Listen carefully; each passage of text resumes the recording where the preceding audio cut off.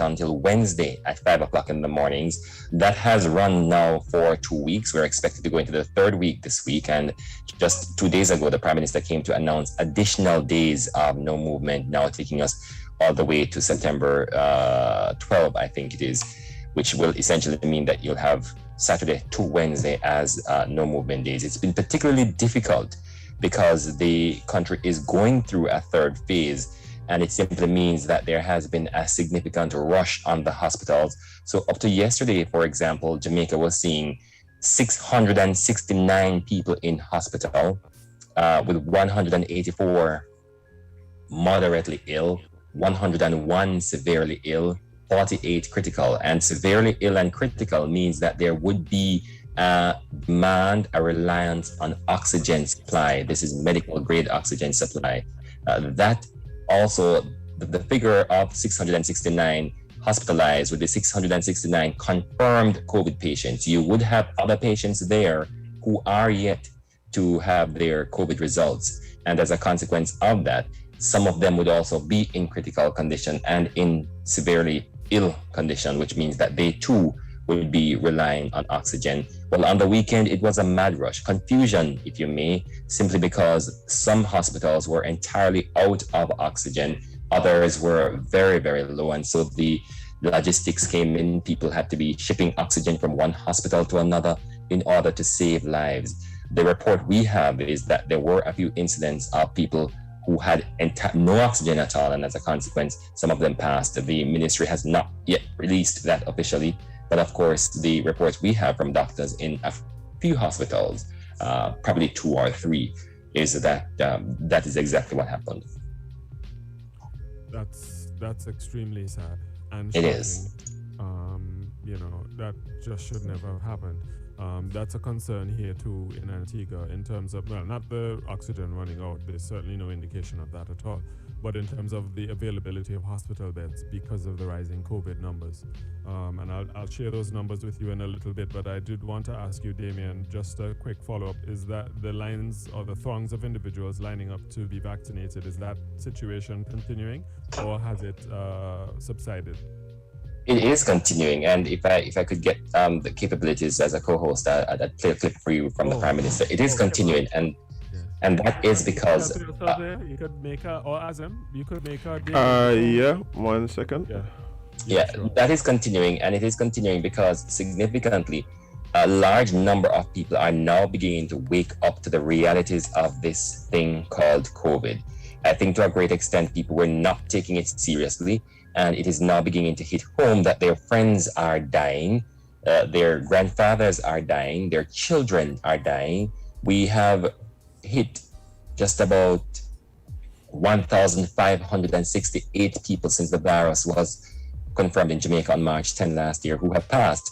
The months of July and August, particularly bad for Jamaica with death. The last tally we had was that in excess of 200 people died in August alone. August alone was accounting for an additional 15,000 cases. This is up from just over 3,000 cases in the month of July. It says that something has gone wrong, and one of the things that has gone wrong was, I believe, the decision of the government to have opened up the economy in such a way that dances and parties were being held, among them the now notorious Dream Weekend party series, which was a party series that went on for the entire Emancipendence weekend from the 5th to the 9th of August. And what's that word, Damien? Emancipendence? Well, we say Emancipendence because it's the merger of independence and emancipation. So we fuse both together and call it the Emancipendence weekend. Right. Learned something today. All right. Yes. So that was a big thing that happened, and as a consequence of that, what you had was a significant number of people gathering, and that resulted in the potential for there to have been the sharing of drinks and the gallivanting and the partying and the rum and the whatever you call it. And the Prime Minister, in fact, had sought to defend it earlier on, saying that he had to balance what he called lives and livelihoods. It was a significant concern to the entire country The Minister of Local Government had said that he had no apology about granting the permit for this. In fact, there were about 20 permits granted for large events, and permits were also granted for small events. There were some 800 small events over the period when the country was opened. And the thing was that it had been locked for just about a year, and people were now frustrated and people wanted to have some relaxation. Yes, but I think it was a big error. The Prime Minister yesterday, not yesterday, the day before yesterday, seemingly hinting that he buckled under pressure and that it will not happen again. Let's see if we can hear him. And I think that the measures that are in place, and you would have seen, it is doing that. But just quickly to add to that, it is not a time for us to relax. We have to drive through with these measures. We will bring the numbers down. And when we bring it down, I'm certain that we will end this argument about opening up and then having to close down. I think after this episode, there will have to be a greater balance and understanding that sectoral interests can't push the government into decisions that affect the entire society. This is a democracy, and this government more than any listens to the people. But at the same time, we have powerful interests. And when the consequences come, you can't find anybody. It wasn't their fault. They didn't ask for it. They didn't play any role in it. They didn't keep what they used to keep. But their voice was very loud in asking for and demanding even, protesting even, for us to reopen the economy. I have to make these political points because nobody else is making them. But I am very frank, as you know, and I'm going to call it as it is. There will be a different type of management of the pandemic going forward. This hide-and-seek business, opening up, closing down, can't work. Economy can't work like that. So the solution is for us to take the vaccines. That's the Prime Minister of Jamaica, Andrew Michael Holness, at a press conference 2 days ago. All right. Michael. Okay. All right. Somehow I didn't think I knew his middle name. All right. I learned something else, Damien. See? Two for this Good Friday. Yeah, that is something that is a discussion and a debate, I think, all over the Caribbean. This, opening up, closing down, opening up, closing down. It psychologically, it has an impact, and certainly economically, it has an impact. And I wouldn't like to be in a leadership situation, a public leadership position at this time at all, because it's not easy. He must be under immense amounts of pressure, just like any other prime minister up and down this region. No less. Yeah, I think he's under tremendous pressure. In fact, the Prime Minister this past, was it Wednesday? It was Wednesday that the press conference was held. He seemed extremely uncomfortable. I've never seen him like this. The Prime Minister was sighing as he spoke. He gripped the lectern so very firmly. He was extremely uncomfortable. He was saying to me that there was something going on. And I think, having heard his comments later on in the press conference, that those that we just heard a while ago in respect of the impact of powerful interests, it was saying to me that he was at a point where he was accepting that he had done something which he should not have done. And the buck stops with him. In fact, earlier, he was in the parish of St. Thomas seeking to mobilize people to take the vaccine, St. Thomas being one of the parishes in eastern Jamaica, and where there has been much more hesitancy than there has been in places like Kingston, St. Andrew, Manchester.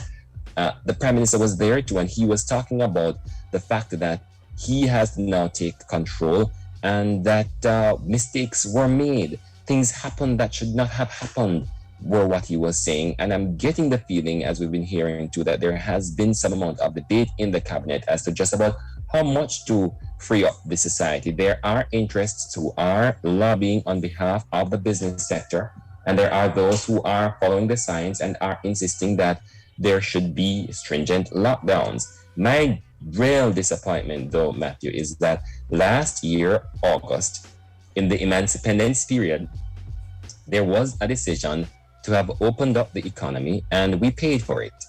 And it really pains that we have come back to this position a year later, where the Delta variant, now much more virulent, was on and this decision was made. I think that's poor, and that probably is succumbing to the pressures, and we're paying for it.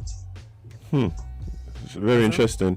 It's very interesting because I know that there are similar discussions happening around the Caribbean, and in a lot of cases, Jamaica seemed to have been an example.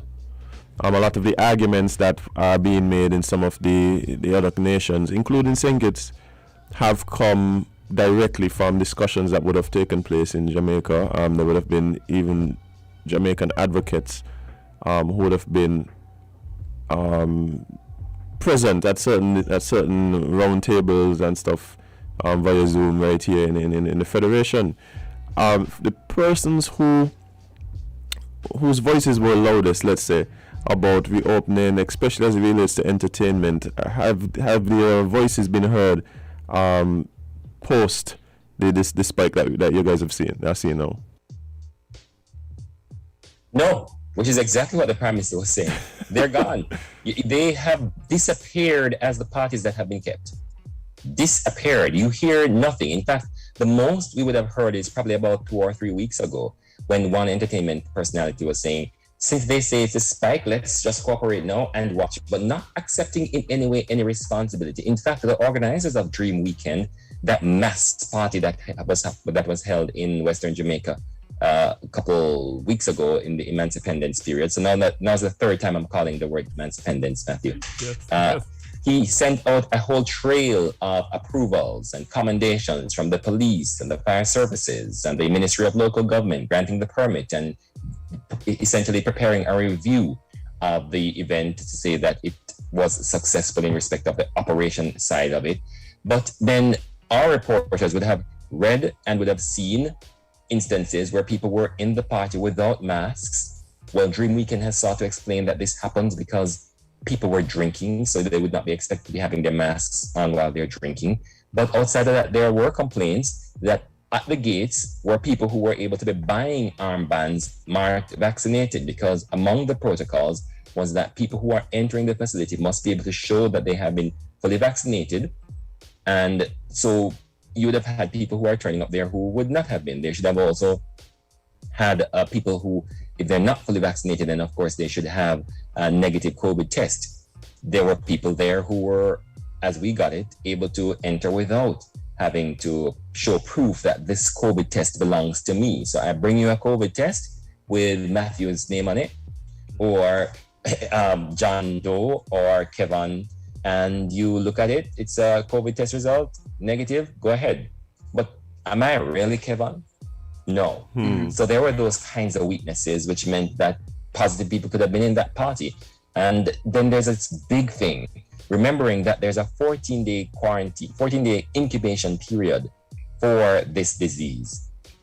How do you know that having done a test that came out negative, by an antigen test that is, that I really am not carrying the virus? I mean, shouldn't there have been a mandate for a PCR test, which is more reliable? Or shouldn't we just not have had that party altogether?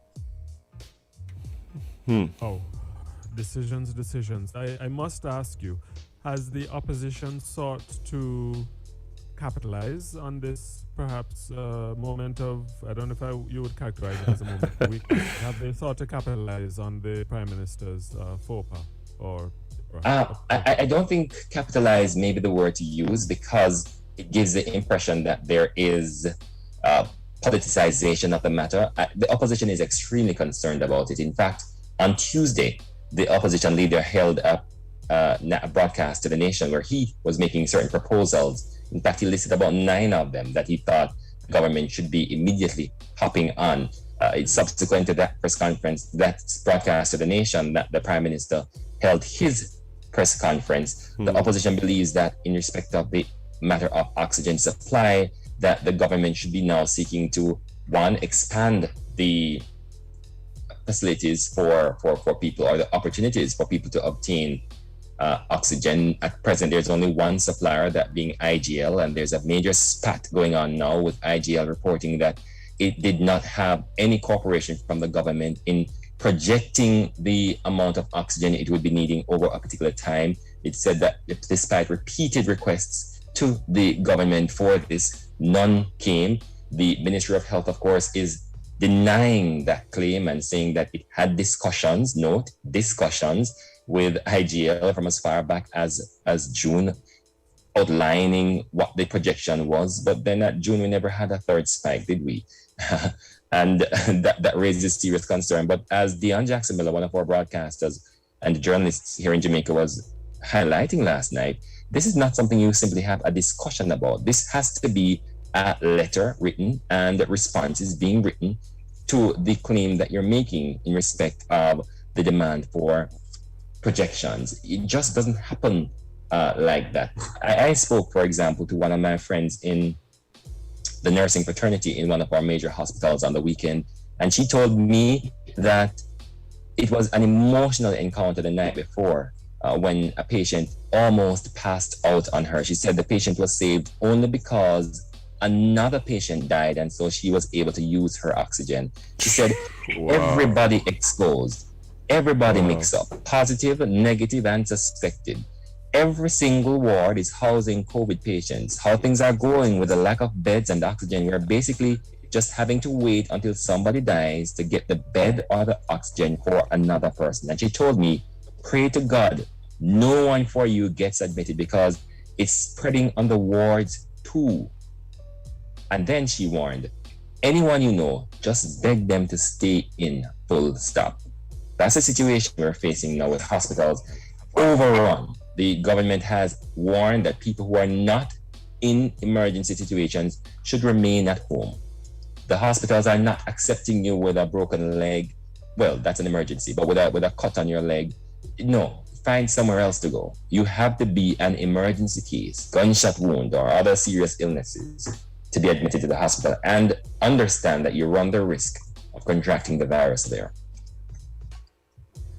Well, I know you started speaking about the opposition's response to the present situation, but was the calls for opening the economy, were they echoed by the opposition, or at least members of the opposition, prior to the present situation? No, the opposition had been talking about the management of the COVID crisis. It was not calling for an opening up of the economy. In fact, what it was calling for is some support for the vulnerable in respect of their encounters with prices or the lack thereof because of lack of affordability, I beg your pardon, because of the lockdowns that we were having, etc. So that really has been much of the call of the opposition, as well as a better management of the system. So it was asking, for example, why is it that we're so far into the complaints or concerns about the third wave and we still are not yet able to test for the Delta variant here in Jamaica? Because we have not yet acquired the machine to do the genome sequencing. So those are some of the things that the opposition was advancing in respect of the management, the operational issues, what was happening at the hospitals, how the testing was being done, the reporting of these, and so on. All right. Do you believe that on the ground, in the general population, that persons are understanding the severity of the situation and as such have really supported the lockdowns? I'm going to be honest, I've seen some posts on Instagram from some of my Jamaican friends, and they seem to not be fans of the lockdown at all. So I'm wondering if it's just a lack of appreciation for the seriousness of the situation or what's happening. Or just, or as we call it in Jamaica, hard is. There's this belligerence, there is this unexplained stubbornness. There is this unwillingness to accept our realities. There is just this dunceness. People are seeking to behave as though COVID is not real and as though some people are exempt. I think with the current situation that we now have, more people are beginning to realize that this thing is serious, and this thing is claiming 25-year-olds, and this thing is claiming 40-year-olds. In fact, as we go through the pandemic, what we're seeing is that the age group of those dying is lowering.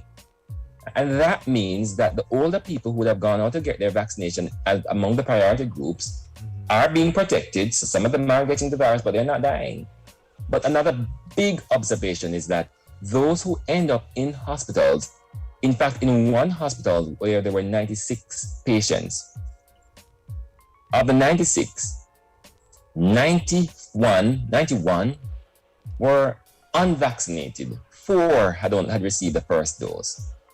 That's the case. I just cannot understand why is it that people are behaving the way they are and thinking that they are immune.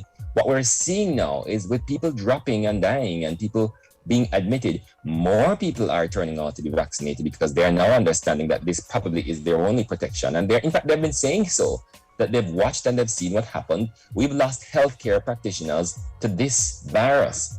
Just this past week, a nurse died in Montego Bay, St. James. She was from the Savlamar Hospital in Westmoreland.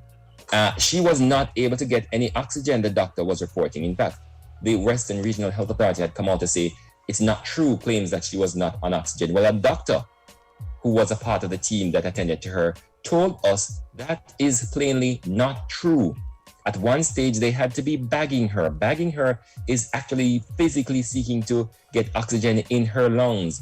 While she was in Savlamar with all her colleagues busy trying to take care of her and other people, she was helping to bag herself. It is a real problem here.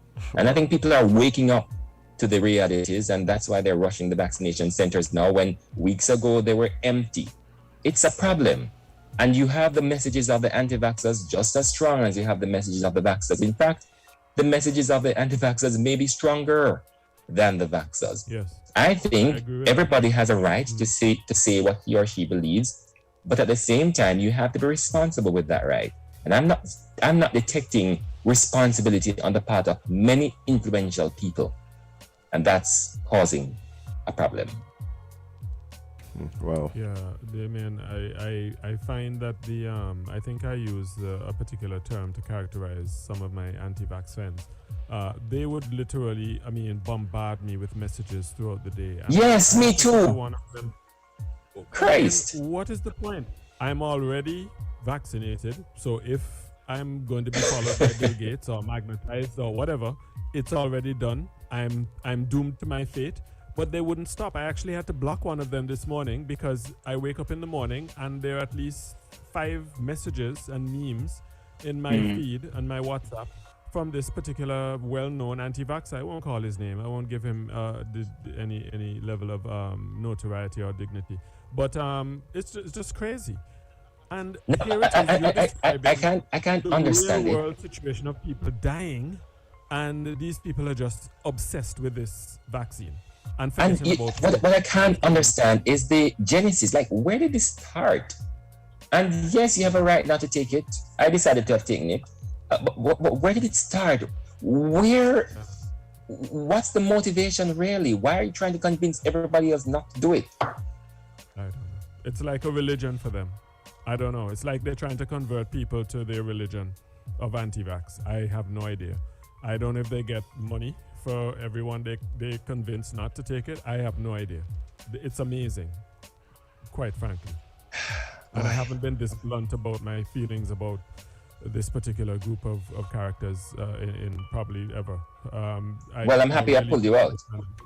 Yeah, well, yeah. I seem to be a little more free to speak during this segment. I think I did a little bit of a confession last time. Right, Kevon? It's Rhoda's fault though. Rhoda got it out of me. Yep, Rhoda got you. I had a Keith Rowley moment. Keith Rowley. I mean, you say Andrew Holness speaks his mind. I find Andrew Holness very diplomatic and careful with how he chooses. I didn't say so. He said so. Oh, well, right. Well, I don't think so. I think he was being nice to himself. Keith Rowley is the boss when it comes to speaking frankly. And I was about to say, Mamma Mia. Yes. Mia does speak her mind, yes, but she has a way about it that's She's tactful. She's very tactful. Is she? Yes, I find so. I find she's never really strategic. listened to Well, yes, that too. Yes, she is. Oh, extremely. Yes. Mia, I think, is one of the smartest in the Caribbean as far as the cohort of prime ministers. She's rated. We love her. Throughout the region. Yeah, I think she's quite popular. Indeed. She's quite popular throughout the region. Indeed. I'm interested though, Darren, you know, before you go, to hear what's happening in go your ahead. country as well as in St. Kitts. I was listening to the discussion earlier on, and I think that Kevon is more interested in what happened with the Patriots last night as opposed to what's going on with COVID. But nothing wrong with that. fine. No, I'm doing what Jade was supposed to do because Jade ghosted us today. Yes. So But what's happening with the COVID management in Antigua? What's happening with the COVID management in St. Kitts? I'll let St. Kitts go first. well, so we've been St. Kitts has been one of those countries that has been sort of hailed as the COVID-free bubbles for a long time, but a bubble popped a while ago, and things are just kind of going up and up and up.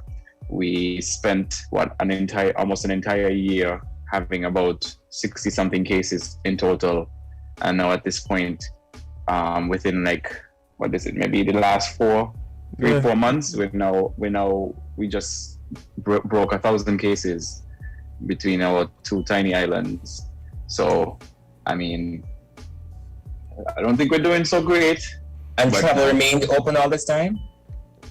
Travel was closed to tourists up until last year, October. I think it was October 31st is when we opened the borders to regular, because at the time we were only allowing citizens and residents to enter the country. But then on October 31st of last year, we opened the borders to travel. But we still had, at the point, some very strict COVID quarantine protocols. You had to quarantine for 14 days. And, it was very strict, very well contained. But then there was a breach, and the breach sort of brought all of that down. Yeah, stuff spiral out. I think we're at a point now where we have had those discussions that we were discussing earlier in regards to how do we balance lives versus livelihoods, the need to reopen the economy, how does that play into what the science is telling us and what the healthcare professionals are saying. So those are conversations that are ongoing. We had a lockdown, what was it, Kevon, like a month ago? About a month ago we had a 2-week? Yeah, we had a 2-week total lockdown, and then we're still under some curfew measures. However, we were speaking about it earlier, we have the CPL going on now, and that is limited to 50% capacity, and only vaccinated patrons can go. And I think what people are looking forward to right now is schools reopening in just a few days, actually. That will happen? Yes. Because in Jamaica, that's not happening. Yes. All schools will be online again. My heart goes out to parents like me because the situation is just so bad here. Yeah. So it's going to be online again. The government seemed to have been targeting mid-October for face-to-face. That's not going to happen. I'm looking at January, if ever. Yeah. I mean, we're opening face-to-face again on Wednesday. The thing is that I think we were the only country in the region who had face-to-face classes all of last year. Right? So we're trying to kind of mimic that again this upcoming school year. So we're just kind of hoping that the measures that are put in place allow us to do that safely. But for the most part, we are constantly changing, constantly adapting.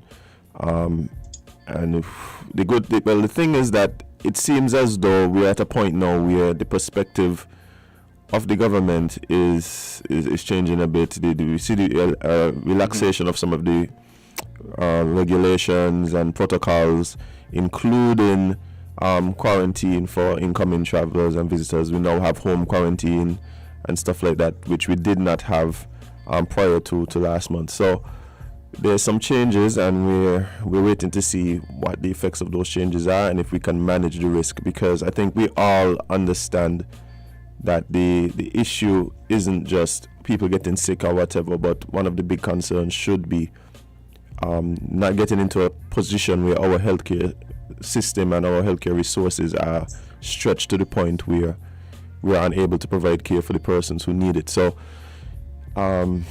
yeah, I think the next 2-3 months for us are gonna be very telling.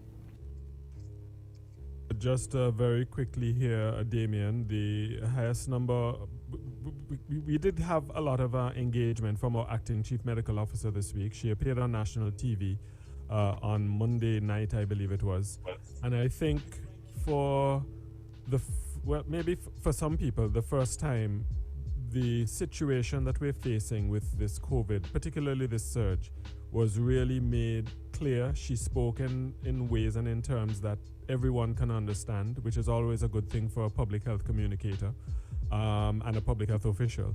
And it resonated with a lot of people. And I haven't really seen a video like I have seen out of Jamaica of people being inspired to go and be vaccinated. But I get the sense from the people in the background that they're getting a lot of calls about the Pfizer, particularly about the children, because school is supposed to start a week late, but it's supposed to start, I believe, on the 13th, if I'm not mistaken, which would be the second Monday in September or third Monday. I'm sort of gray on that, or foggy. But the point is, I think more and more people are recognizing that this Delta strain is no joke, and they really do need to make decisions with respect to the vaccination.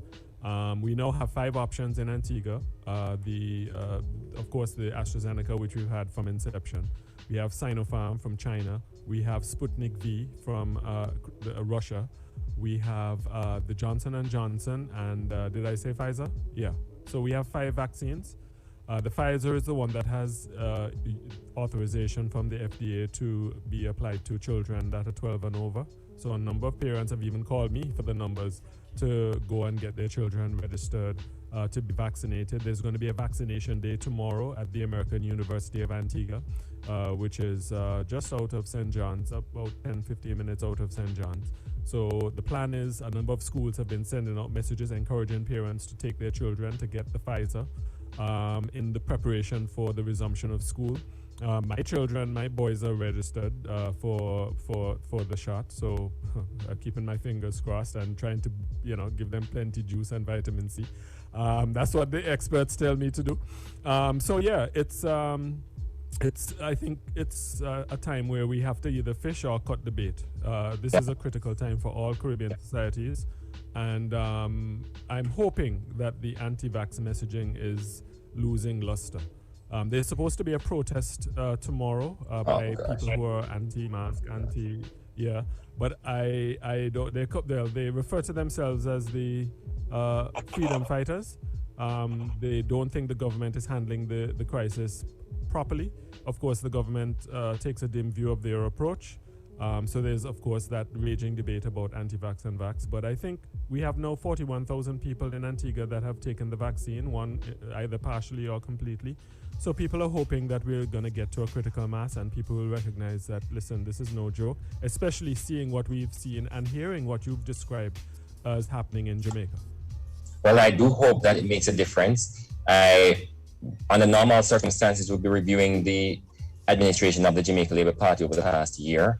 This being exactly 1 year since the Jamaica Labour Party swept the power with 49 seats of our 63-member House of Representatives. But instead, what we're doing is an assessment of the performance of the government in managing this crisis over the past year. It's a lead story in the Gleaner today, that of the management of the Andrew Holness administration and its assessment. In fact, one attorney at law was saying today that the situation has been so bad that he believes that the government should be voted out. He says a government that cannot find oxygen for its people should be voted out. If you don't have oxygen, you are dead. This is coming from Dr. Paul Ashley, an attorney at law and a political activist, a political analyst, I beg your pardon. Yeah, absolutely. All right, folks, we gotta leave it there. But we had fun. Well, I shouldn't even say we had fun. It was good having you, Damien, on. Many of our listeners appreciate your frankness in referring to the attitude of certain individuals as pure dunceness. I've gotten quite a bit of reaction to that. Oh no, I didn't do That's that. probably our quote of the link up. Pure dunceness. Damien, you're a brave man. I am tempted to say certain things sometimes when I hear some things, but I have to. I'm known for my diplomacy, and I don't want to destroy my reputation. But Yeah. I must admit, I'm surely tempted sometimes to Yes. really let it rip on some people that come up with some absurdities. But you know what? Everyone has a story, even the dull and the ignorant. So Very well, sir. Thank you very much, and have a good day thank to you all. Damien. All the best. Yes. Thank you so very much. And Kevon, Azem, as always, great. Thank you so much for facilitating and initiating while we were sorting our business out. Really appreciate it. And all the best to you and to your listeners in St. Kitts Nevis. I love the country. I miss St. Kitts. Oh, Long overdue, Darren. I don't know what else to do. I don't know what else to tell you. the Fisherman's Wharf. And I would definitely tell you visit, but don't bring COVID. No, well, I'm vaxxed, bro, and I do my test. You know how I'll do it. Anyway, we'll see what happens when things open up. Because I must say I'm longing to just get off this rock for a little bit. Take care. All right. Yes. And listeners, I want to thank all of you. All right, Kevon, what is happening? Oh. All right, so sorry about that. We would have lost Kevon because, yeah, the meeting apparently was ended. But guys, it is so incredible to see to hear about what's happening in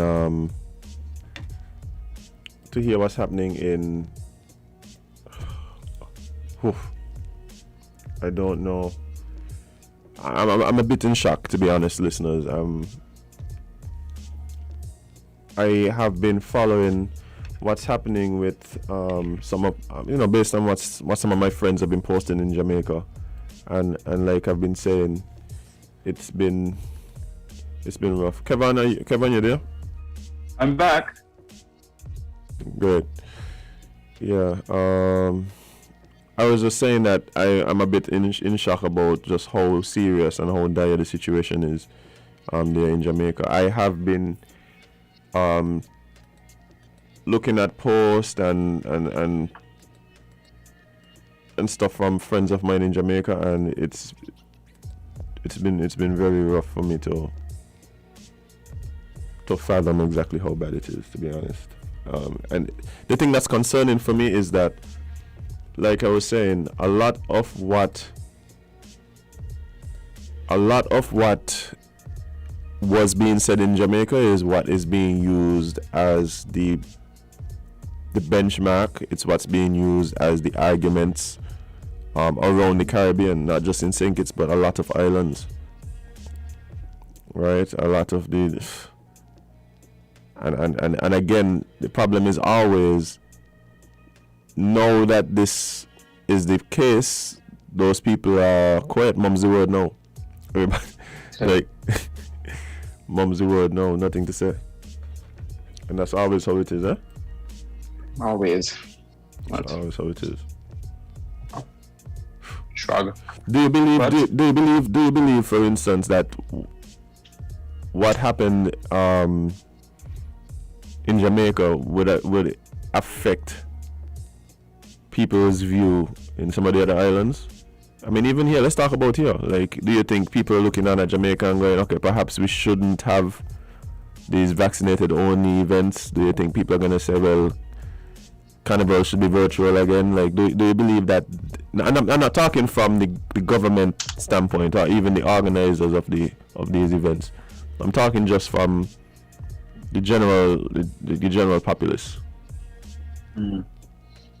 I don't know, to be honest. I don't to be completely honest. I don't think so. I don't think anything that's happened anywhere else has really. Yeah. I think people pick and choose what to use based on their desires, right? for instance, when okay, I'll give you an example with the tourism industry, and certain decisions were being made that then limited the amount of ships that would be able to come here.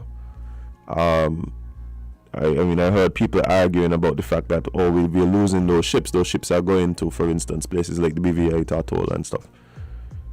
Fast forward,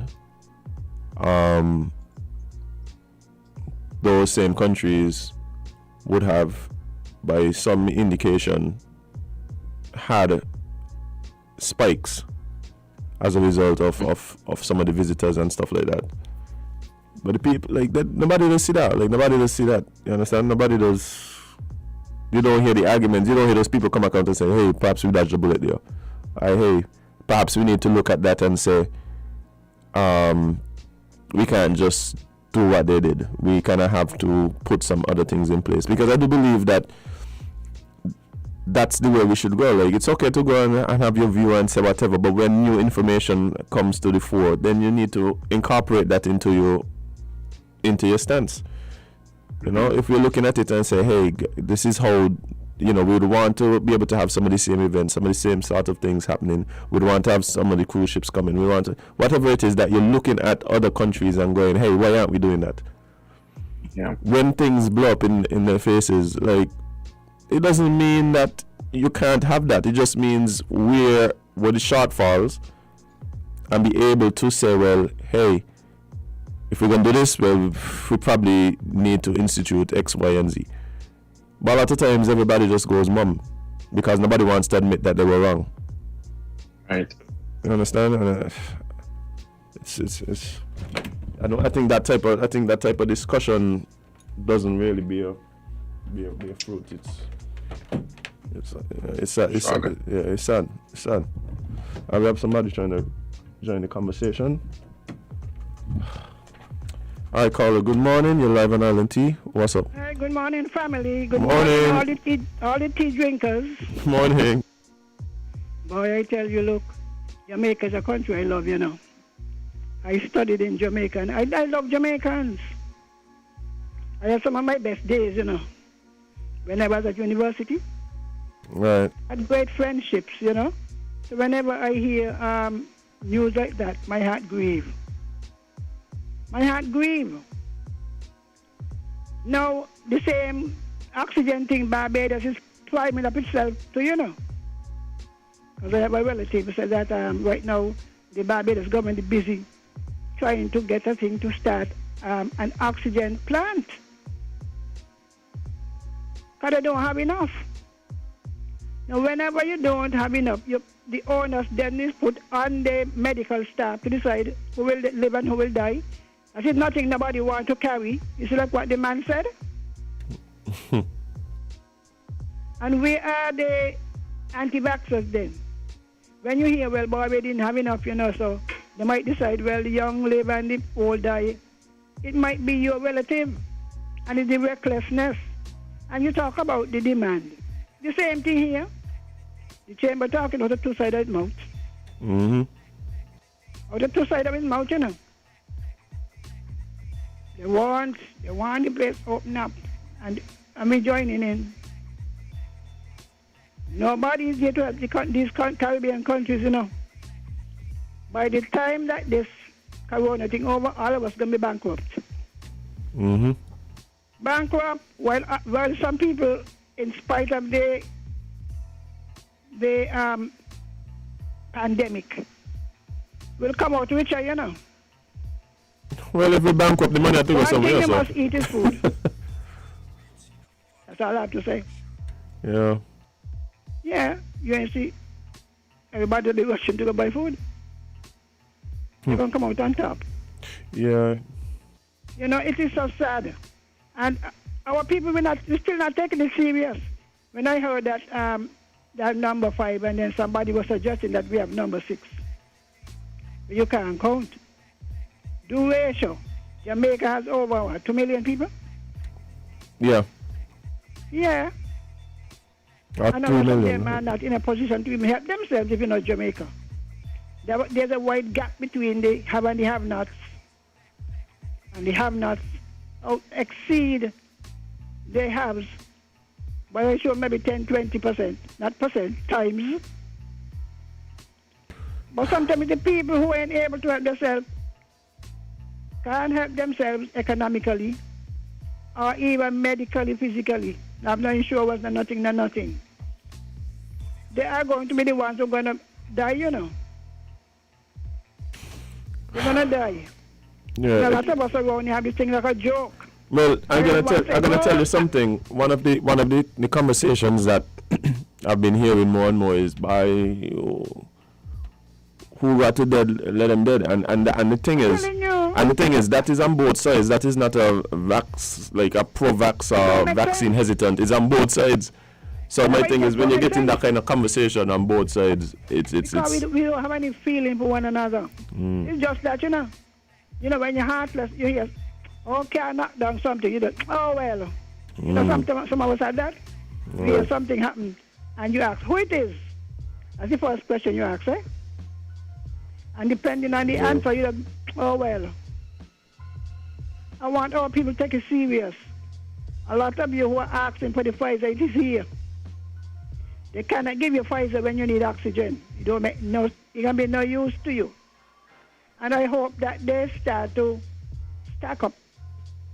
Whoever does make the oxygen, you see like what the man said? You send a projection. So they know. Now, if you're a businessman, you should take it as a signal to start to increase your production too, you know. You don't think so?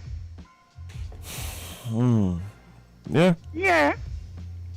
Yeah. For example, the business people, when they say, well, we're going to have Carnival next week or something, or even CPL.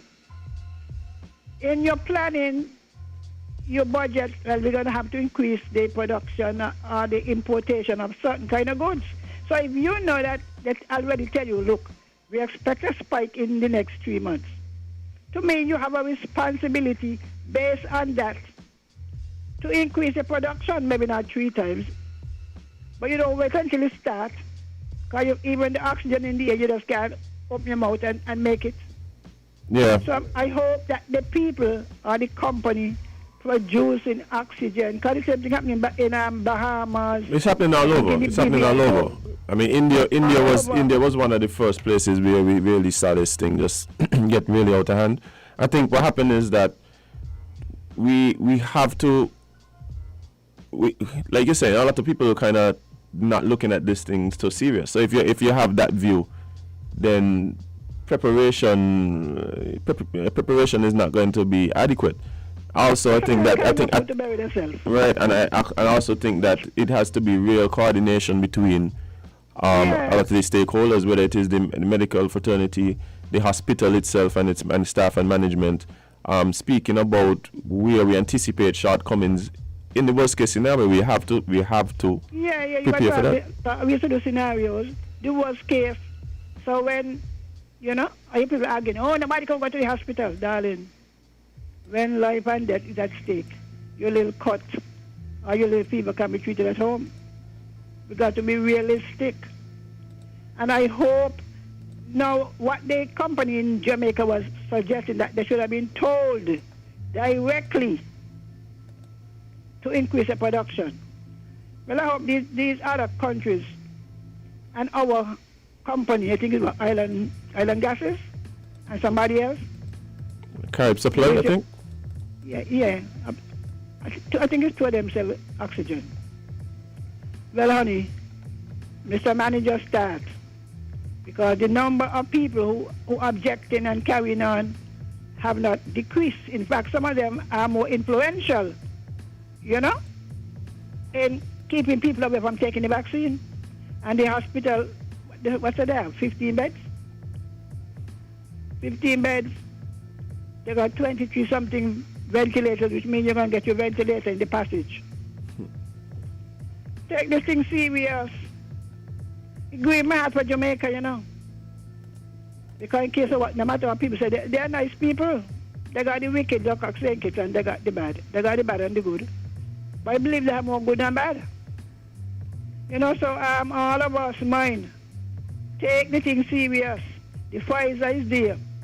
And they said they sell it at what, $72 a shot? This thing is costing somebody something. When I heard so say, my Lord, 72 years a shot. And if somebody give us, take it. At the last minute, it will do you no good. And all of us who know how to prepare for the country, you hear me? Because I am becoming worried. Worried, you know? Yeah. Need the number, and it's now affecting elderly. I heard Mark Brantley say, Honorable Mark Brantley, sorry, that there was one case, he said, in the Caribbean home and one in the Flamboyant home. I mean, what are we doing? What are we doing? Oh, dead. Darling, I hope you have your... Go and join the Eastern Benevolence, you hear? So when you're dead, your family is stuck. No, go and join. I hear you. So at least you can get some kind of burial. Because cremation ain't free, you know, in case some of you don't know. Cremation is cheaper than funeral, but it is not free. So please go and join the Eastern Benevolence. All right then. All right, take care. Thanks for your call.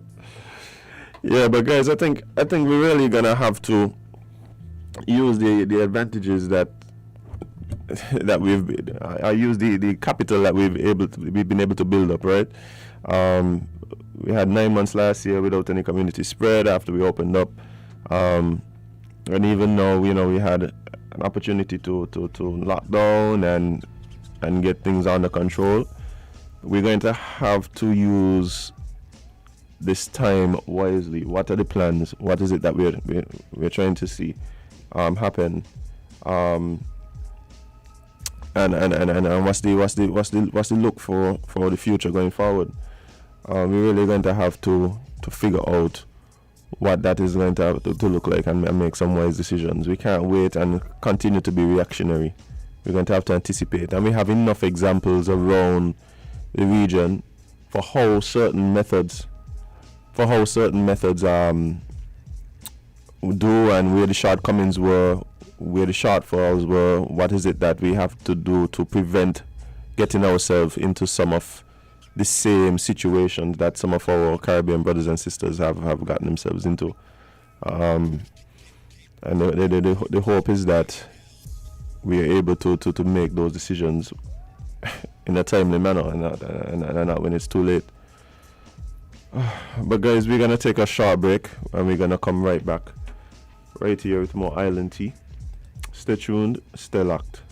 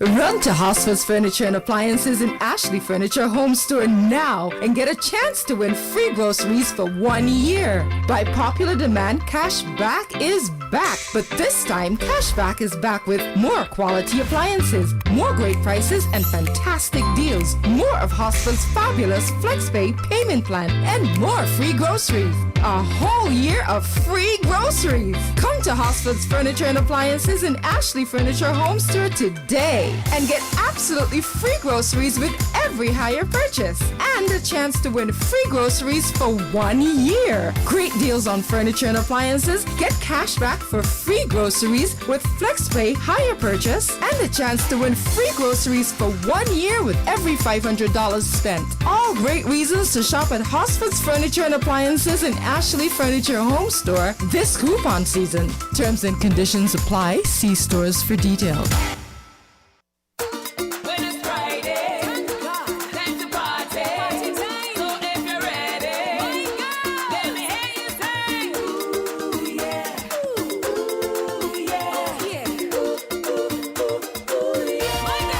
hold on there, Buko. Hold on there, man. Let's do this Friday night different. Let's take the people back. Way back. Yeah, man. Tune in every Friday night from 7 to 9 with my boy DJ Rabuka as he jam you the hits from yesterday. Right here on Win FM 98.9. Yeah, man.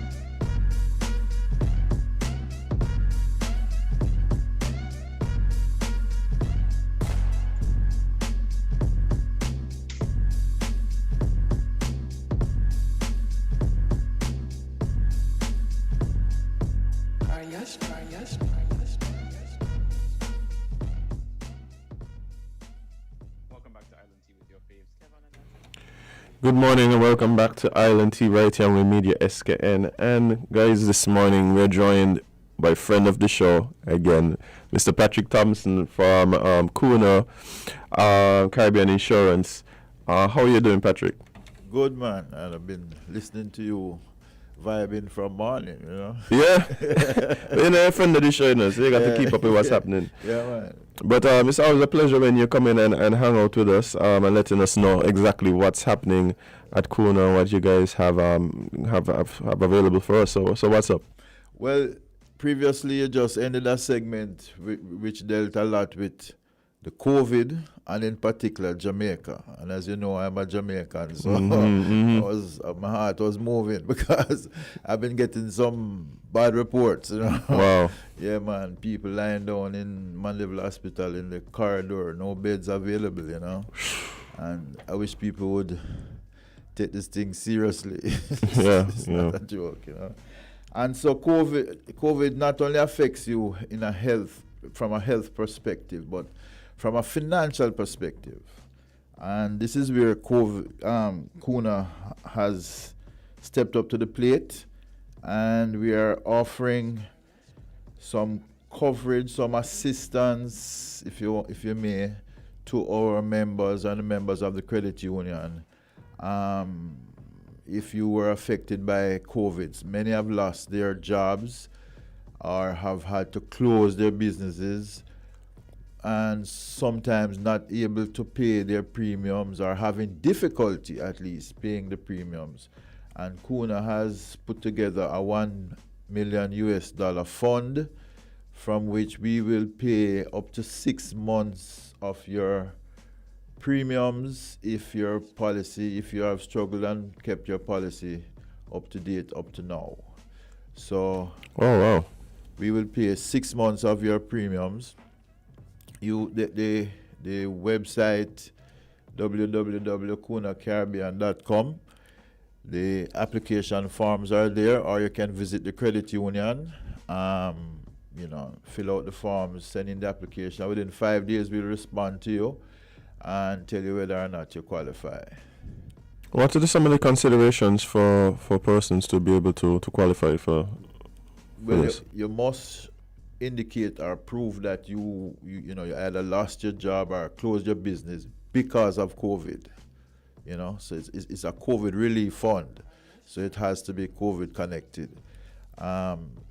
We cover 3 segments of the market. The people who are normal, just employed and have a salary, salaried employees, the informal employees, and the self-employed. If you get a letter from your former employee, if you have lost your job, or if you can submit an affidavit that shows that your business was closed or you were put out because of COVID, then you fill out the application, submit to Cuna. 5 days to respond to you. All right, sounds good. So, and just to let people know exactly what's the website again?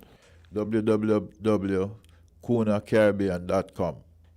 Yeah, I could imagine that there's a lot of people who are eligible for this because it's really been affecting a lot of people. Yeah, man. We've seen people losing jobs, we've seen businesses closing, so definitely something that I'm sure a lot of people could benefit from. Right, and it's a first come, first serve, so, Don't waste no time. jump in line.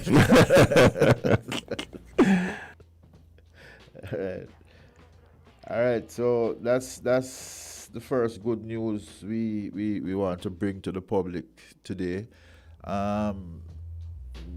This started we were affected probably from about March last year, March 2020. So, if you have lost your job since that time, yeah, you've been unemployed since that time,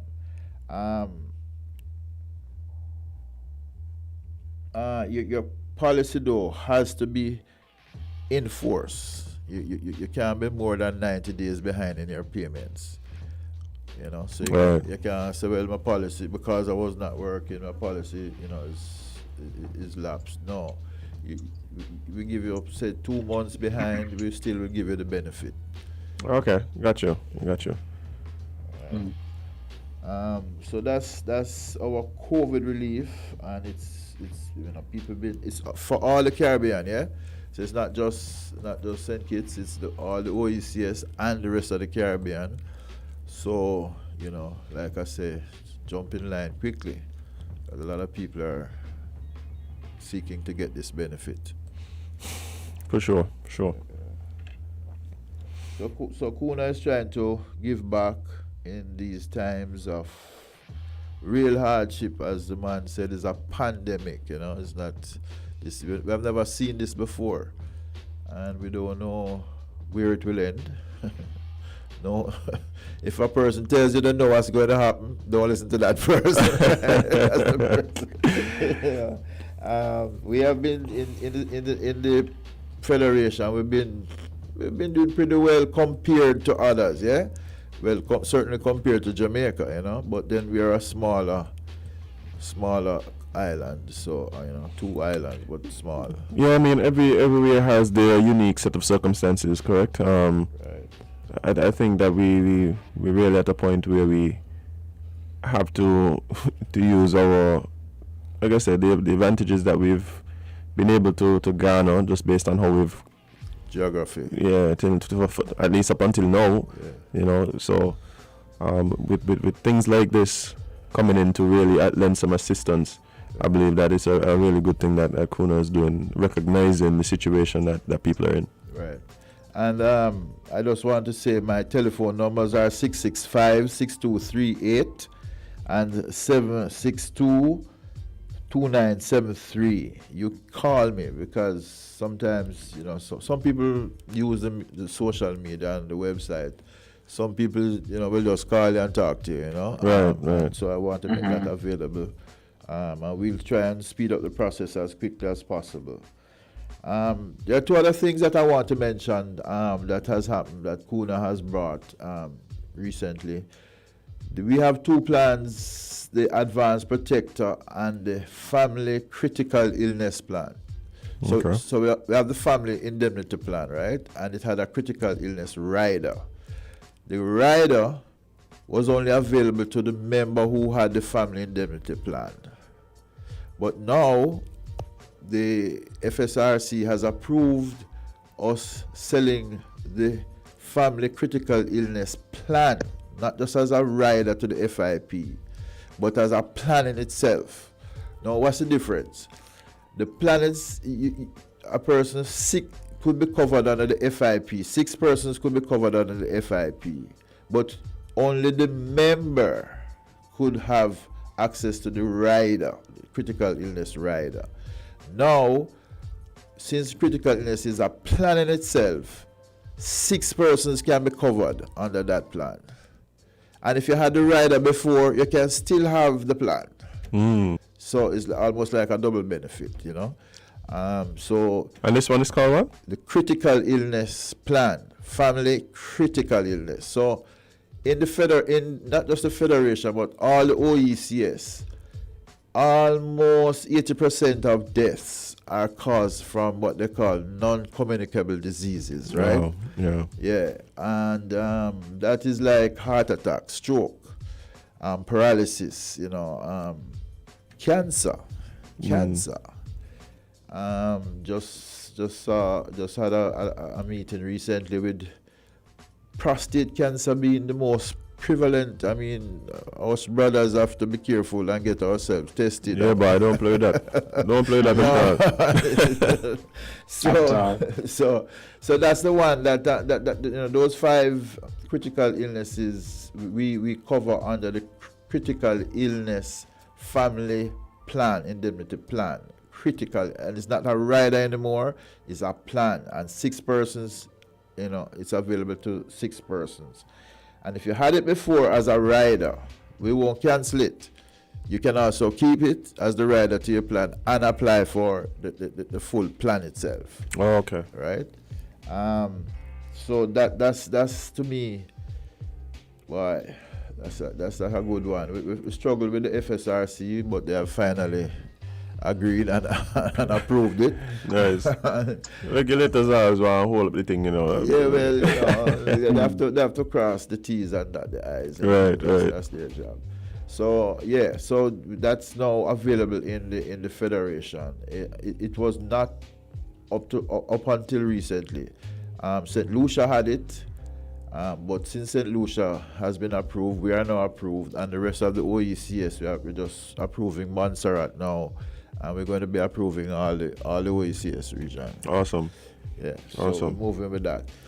The other thing is that we have the advanced protector. Now, previously, if you had a loan with the credit union, the credit union would offer you our insurance called the loan protector. Each credit union had its own limit. So some is 50,000, some is 75,000. Well, persons who were applying for larger loans were left out of the loop. Mm-hmm. So if you wanted a mortgage, for instance, 200,000, 250,000, 300,000, 350,000, you couldn't get any coverage, you couldn't get life insurance coverage from Cuna. Yeah? What's the advantage of life insurance coverage from Cuna? You don't do any medicals, so there are no medical questions asked. With the advanced protector, you can be covered for up to $350,000 with no medical questions asked. You don't have to do any medical. That's very rare. It's hard to get insurance without medical. Right. Generally. Yeah, generally, it's almost like a staple now. Like you just know you gotta go to a medical. Yeah, I hear Kevon. It's true. I hear Kevon. I hear. Yeah. All right. Cool. Yeah. So we are now offering the advanced protector, which is the larger sums, a lot of petitions and divisions now are seeking to own either their own home or their own piece of this beautiful place for themselves or for their children and their children's children. So we are saying if you apply for a mortgage, if God forbid you die, we don't want to take away the land or sell back the house and put the people out the house and all of that. Yeah. We said put on the advanced protector, cover your life. Anything happen, the advanced protector pays the loan, completes the mortgage, and you can say, yeah, mommy left that for you or daddy left that for you. Right. And you have somewhere to live, So the advanced protector is in all the credit unions now available. Again, this is a new thing for Cuna. So Cuna is stepping to the plate as far as advancing the lives of people. It seems as though like the programs and the policies that you guys are offering are a direct result of issues that you've been seeing in people's lives. Is that the case? Because sometimes when you say these things, it's almost like, well, why wasn't this a thing all the time? well, at Cuna, we are driven by a strong marketing team. My immediate upline, Sunita Tuari, is a very busy lady, very good to say. And she investigates. We also have a strong marketing team led by Melissa Massey, and they are our our communications team, all we work as a team, eh? Right. So, you know, I go into meetings for 2 hours and we're thinking, what would the market want? I was in one yesterday for a long time. And they were trying to figure out how to word it, how to put it, how do we meet the need of these people? Do we add this to this? Do we, you know? So proper market research has led us to these plans, yeah? Right. To answer your question more directly. Yes, and so now we are releasing these plans. And we have to, in the case of the COVID relief fund, think about that, because COVID may be here with us for a little while, you know. May be here with us for a while. So we have to be thinking about how can we assist the market in this way. So yes, people are growing so we cover you for your advanced protector with the advanced protector if you're purchasing land or you're buying a house. And if God forbid anything happen to you because COVID, we want to help you with that. And if, it is proven, over almost 80% of all deaths are caused by these non-communicable diseases, we are assisting you with that. Death, as the previous program said, death comes with a cost. Sickness comes with a cost. Those are things that you don't plan for, you're going to be into trouble. So we just want to help our members fortify themselves through these plans. For sure. Well, you mentioned two new policies. One was the critical illness, and the other one was the advanced protector for the bigger loans, yes, mortgages and stuff like that. Yes. And these are offered through, for instance, with the advanced protector, this is offered through your credit union. Primarily. Now, in recent time, as you were mentioning, our research is showing us that you have groups outside of the credit union movement who need the assistance that we offer. So we call those affinity groups. Sometimes a group of lawyers, a group of nurses, a group of doctors form their own organization outside of the credit union movement. And we offer these to them as well. We call those affinity groups. All right, so persons who believe that there may be scope and want to get involved in what you guys are offering, they could just reach out to you or somebody else at the organization. So I mentioned my number 665-6238 and 762-2973. You can call me. I am located in the CCCU building in Fort Lands. So, you know, that pretty building with all the flags? Yep. Somebody asked me yesterday if it's a church. No, it's just yesterday. It's the center of the credit union movement in the Caribbean, the head office. Like you have ECCB, you have CCCU. Yes. So we are inside that building because we are in the heart of the credit union movement. Right. Somebody hear the number call out on the radio and they said to call you right now. I'll answer that another time. Yeah, man. All right. Yeah, but Patrick, it's been wonderful talking to you, but just so persons again could hear of some of the things, could you just summarize quickly the three packages that you discussed earlier? All right. We're in the middle of a pandemic, and Cuna has stepped up to assist our members. We assist them through the COVID-19 relief fund. It's $1 million US that has been put together in a fund. And once you have lost your job, you have to suffer some loss. Lost the job, and because of COVID, or lost your business. Some businesses have had to close. But you want to keep your policy intact. You want to still have the coverage, the protection of the policy. We at Cuna say apply, and we will in 5 days respond to you. And the coverage would be 6 months premiums paid by Cuna on your, so you wouldn't have to pay any more premiums for 6 months, right? Hoping that in that 6 months time, things will be, will better for you. Better, So that's one. Two, we have upgraded the family indemnity critical illness rider to a critical illness plan on its own, so that instead of only one person being covered as a rider on the family indemnity plan, you now have a critical illness plan of itself, which allows 6 persons to be covered. And we don't want you to lose anything. So if you had the rider before, you can still have the plan. Yes? So that's the second thing. The third thing is that we have the advanced protector. We have now marketed the advanced protector for people who are seeking larger loans. Mostly people go to the credit union for, back to school or Christmas loan, smaller loans.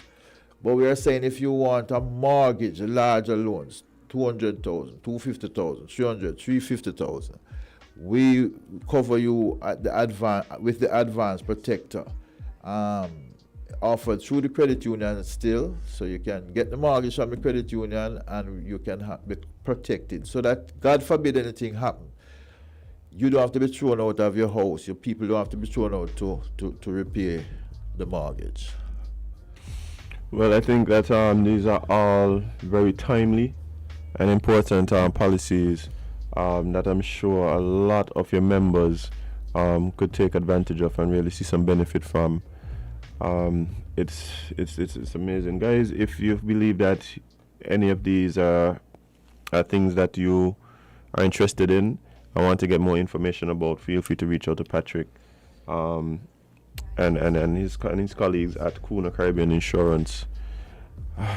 665-6238, and you can also call at 762-2973. And remember, we are in the CCCU building. Come pay us a visit.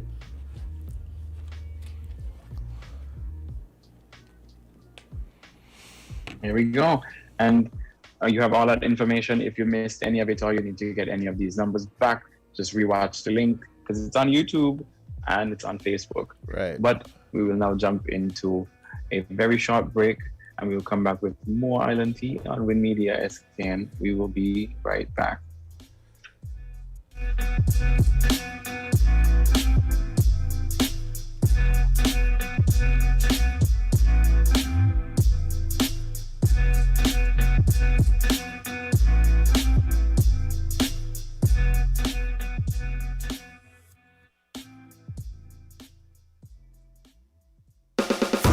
Taste the real Ruta, enjoy the real Ruta, refreshing juice of every day. Whoa, Ruta, drink the real Ruta, your favorite Ruta, the natural taste is Ruta. Ruta. Your favorite fruit has got a new skin with real juice within. Drink the real Fruta. Enjoy the real joy. Taste the real Ruta, enjoy the real Ruta, refreshing juice of every day is Ruta. Fruta, juiced right.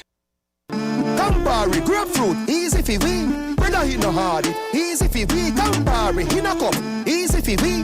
Brother, he no hard it, easy for we. Add the Campari with the grapefruit soda. That easy, bitter had the pre.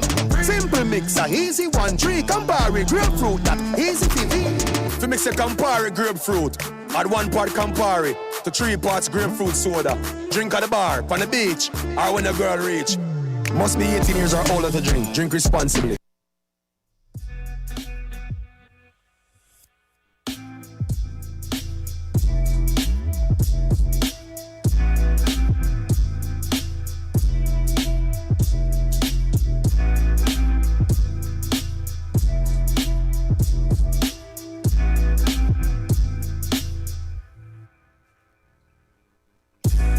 Welcome.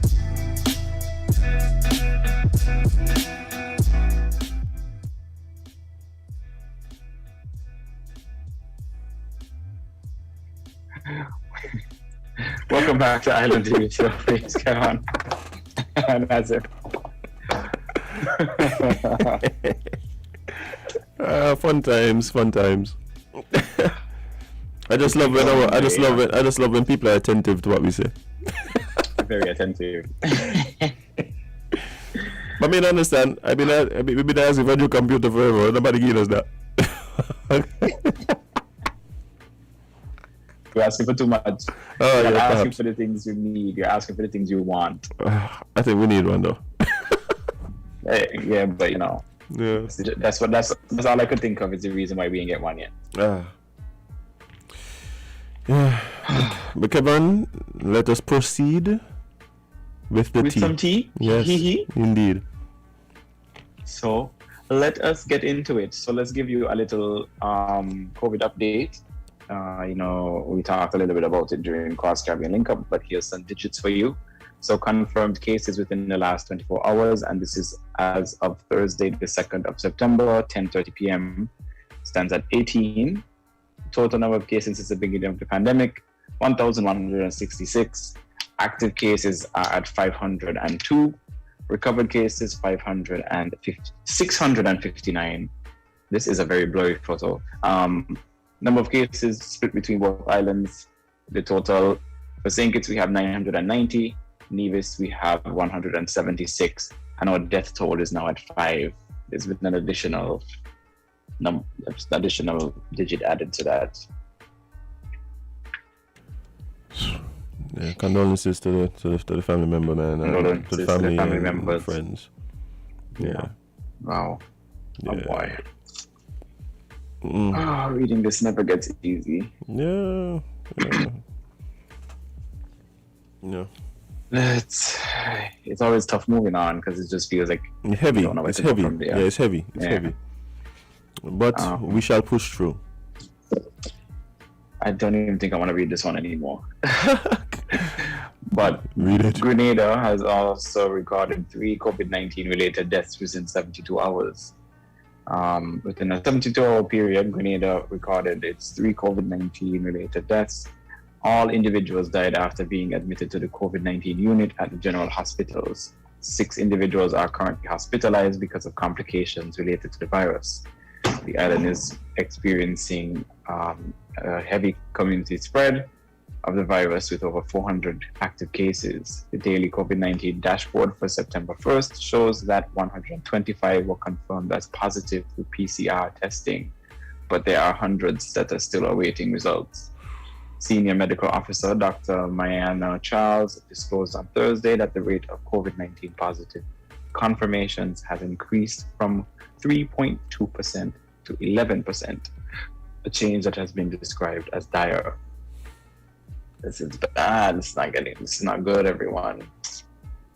And you know, we talked about this. We say, you know, yes, it's gonna calm down, but it's gonna spike again because it's gonna mutate and attack the people it has already attacked, and those, because there are some people with like natural immunity. However, when it mutates, your natural immunity might not work anymore. Then, you know, we got on this rabbit hole and I can't deal. So Yeah, I think this is the thing, right? I think we've, like I keep saying, the horse has left the stable. I don't think we're getting to a point where we're going back to zero, no cases, boom, boom, bam. And I don't think we're going to ever get everybody on the same page in relation to vaccines and stuff like that.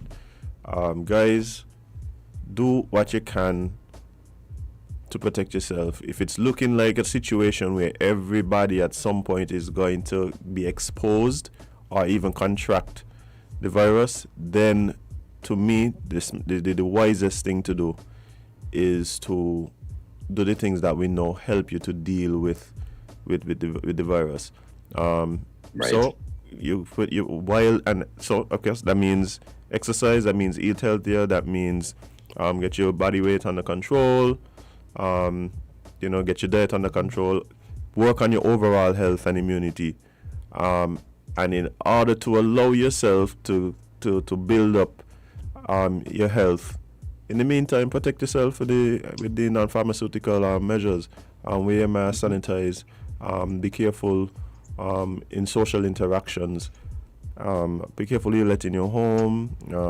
Still when you get home, take your clothes off, put them in the hamper, in the wash. Shower.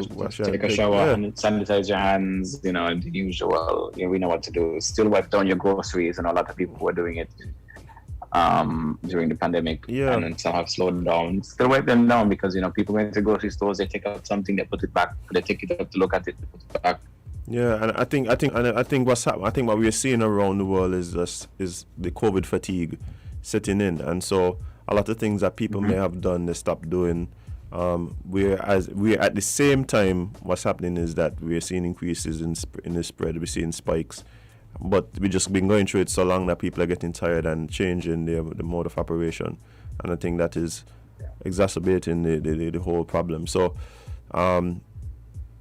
Remain vigilant, remain mindful, and protect yourself and protect your loved ones. However you choose to do that, but do something. Like I'm most concerned about the persons who seem to not be willing to do anything at all. Like I'm looking at the arguments. I'm looking at the arguments for the mask mandates and listening to both sides, and I'm honestly, I just can't understand. I just can't understand the arguments in some cases. Like even the rights argument and thing, they get to me because they'll be like, but you don't buckle up your child you don't put your child in a car seat. That's government mandated. Like why you anyway.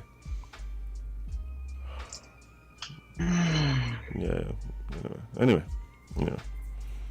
But yeah, hey, Grenada, that is not a great statistic at all. It's unfortunate.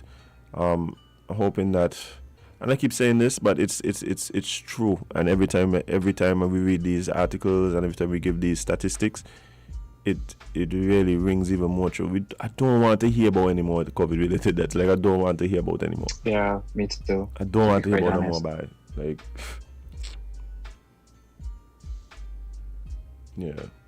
I don't even want to think about what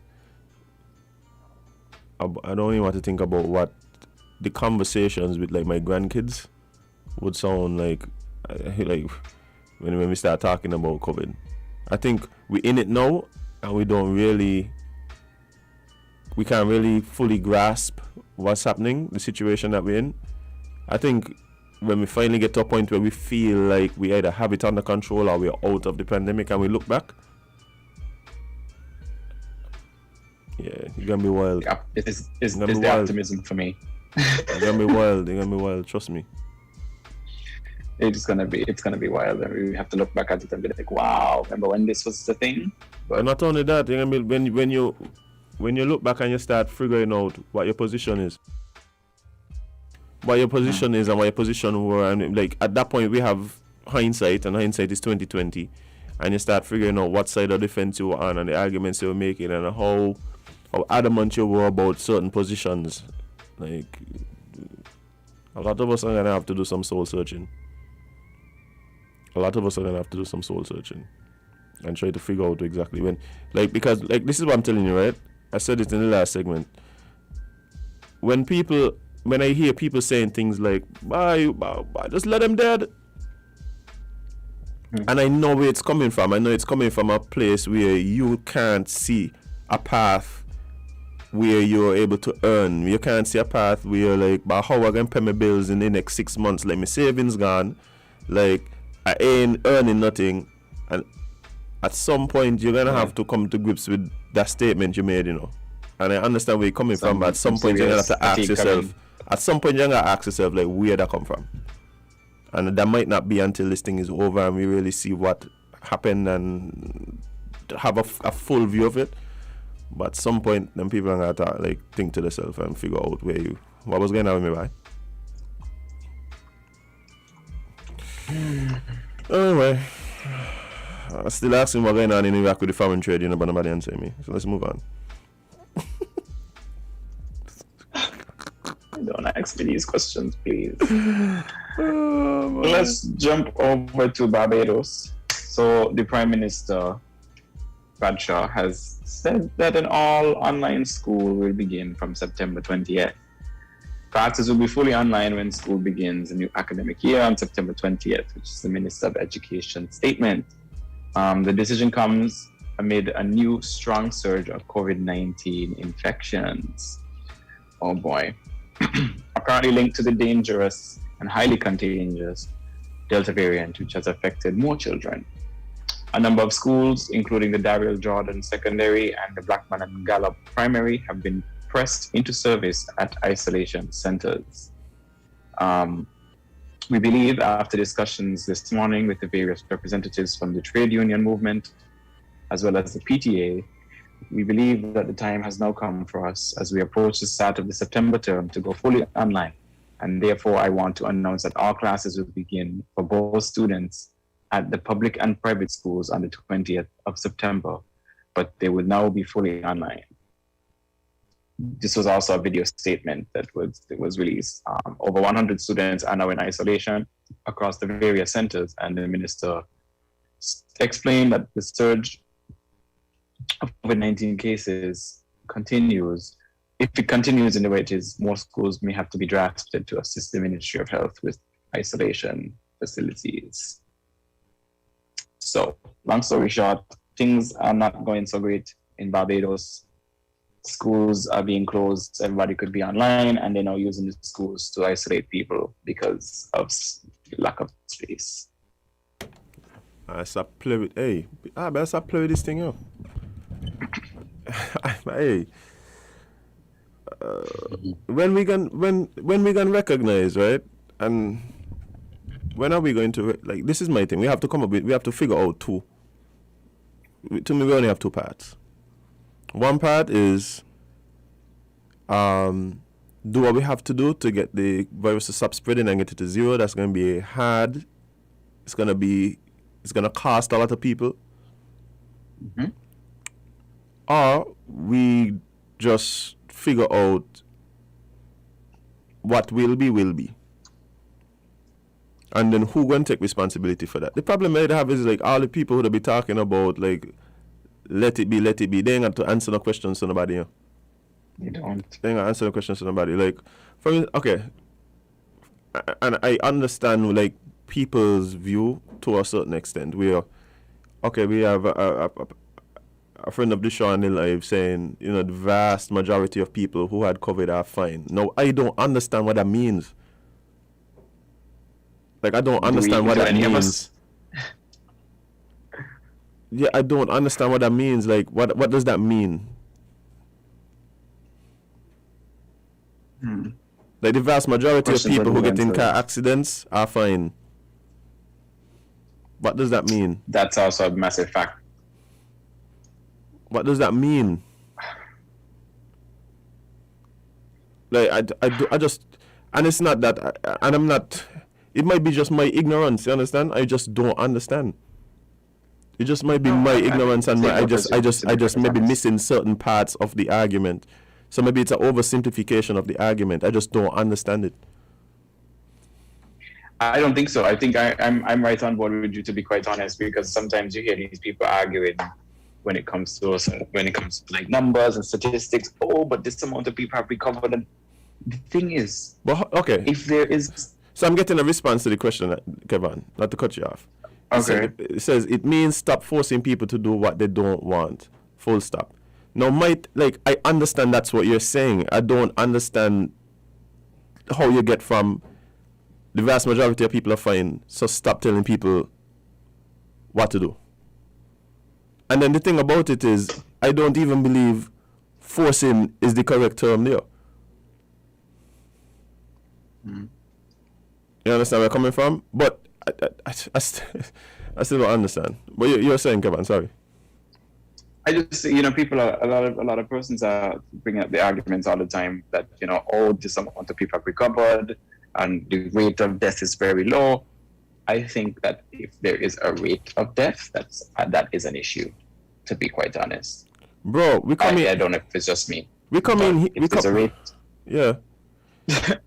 Like, if there's a number in the death toll, is that not a concern? But you see the difference with this thing. Okay, for instance, right? I believe, for instance, we talk about people's eating habits. We talk about non-communicable diseases. We talk about how many people die because of non-communicable diseases, right? And I believe that things should be done to try and help persons to make other decisions or to influence decisions to keep them healthier. So when we talk about things like putting taxing on sugary drinks and so, I could see arguments for that, right? But my thing is, where do we draw the line with this thing? Where do we draw the line, right? So we shouldn't put labels on cigarettes. We shouldn't put taxes on cigarettes. Even though we know people taking this thing and killing themselves and so, we shouldn't do it.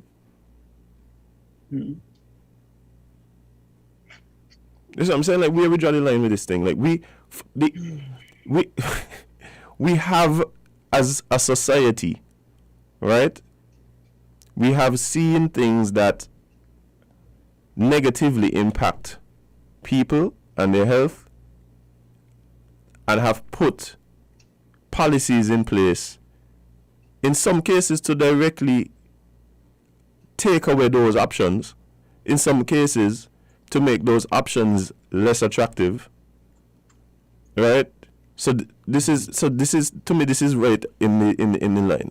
Now again, I am not in the thing about mandating and forcing anybody to do anything. I just don't think that's what we're doing. So, I mean,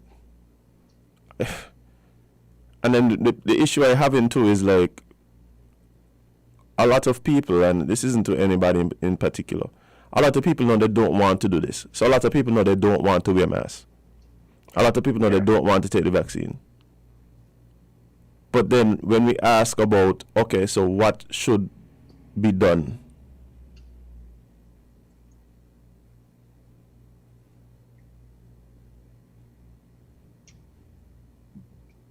You know, that basically. And so, see, you know what it is for me too? You know what it is for me? I am just not in a position where I feel comfortable condemning people to death. And it's not that I believe that I could totally agree that the vast majority of people recover and are doing fine. I could agree with that fact. But for me, I just don't feel that I am in the position to then decide then that means it's okay for those who are not fine to be not fine. I don't think I am the one to be able to make that decision. I think that's what it is for me. Like, I don't believe I am the one to make that decision. I don't think I have that right. I don't think I have that divinity, because I think that is something that should come from somebody with higher powers than I. So maybe that's what it is. Yeah, I'm not comfortable. I'm just not comfortable going, who gone dead, let them dead. It might be a little bit of people. It might literally be one person. It might be one person. I just don't feel comfortable being the person who says that was fine. So I don't know how I would draw, and that's the thing. I don't know how I would decide what number I'm okay with. Am I okay with 59% being fine and okay? Am I okay with 20%, 2%, 0.0002%? Like, I don't know what that percentage is. Mm-hmm. Like, somebody give me that number. Somebody give me the number of the person, or the number of persons you'll be cool with not being fine, for it to be like, okay, we ain't got to do nothing because it's only X amount of people who ain't gonna be fine. Like, what a number is. Is it 2% of the population? 3%? 0.6%? Like, what it is? I don't think I should be, I'm not comfortable with it. Personally, I'm not comfortable with it. So I don't know. I don't know. I don't think all of us have the answer. Yeah. I don't think anybody have the answer right now. I could tell you that. And so that's why I'm open to the discussions, and that's why I'm open to the discussions and the different viewpoints and the stuff like. And I'm recognizing that even the things that I want personally to see probably ain't feasible. So I'm gonna have to figure out what reality I could be comfortable with. Like, because the things that I want, like, I don't want to see people losing their job because they're vaccinated. I don't want to see unvaccinated people not being allowed to go wherever they want to go. Like, I don't want that. But is that a reality that is feasible? I don't know. Like, I don't know.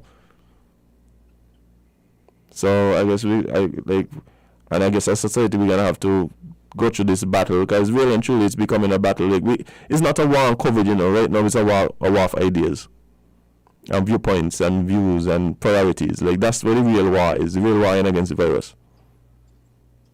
Because the tools that we have and the tools that the weapons aimed at each other, the weapons aimed at the virus. So, like, when people talking about a war and this and a war and that, is a war of ideals, not a war on the virus, as far as I'm concerned. Pretty much. So definitely is a war on ideals. Yeah, so we just gotta wait and see. But Kevon, time going now. It's spent. Yeah, time going. So, guys, it's been a cool week. We had some cool guests. We had some interesting topics and some interesting calls for sure. And looking forward to whatever happens next week. It's the weekend. Enjoy the weekend. Be safe, guys. Enjoy it. Spend time with your family and loved ones. Watch, brother, right now, COVID running rampant. Leave the man, girlfriend alone, please. This ain't the time for that. You understand, Trent?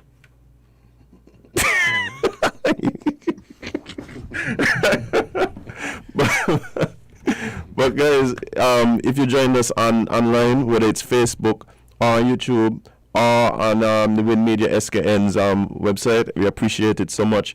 Make sure you come back and check us out next week, 8 to 10 every Monday through Friday. And stay tuned. Coming up next is Your View with Sandra. So don't change the dial.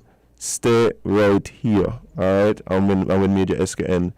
And we're going to hear now from the Duke of Frigate, the Prosecco Papi himself, the Pope of Hygiene, the Freak of Neatness, Fet Van, the Chapstick Dan, the Slim Rod, Kevon Hanley. That is me. Because you cannot be everybody's cup of tea, because you is not a mug. See you tomorrow. No. Don't see you tomorrow. See you on Monday. Hello. No.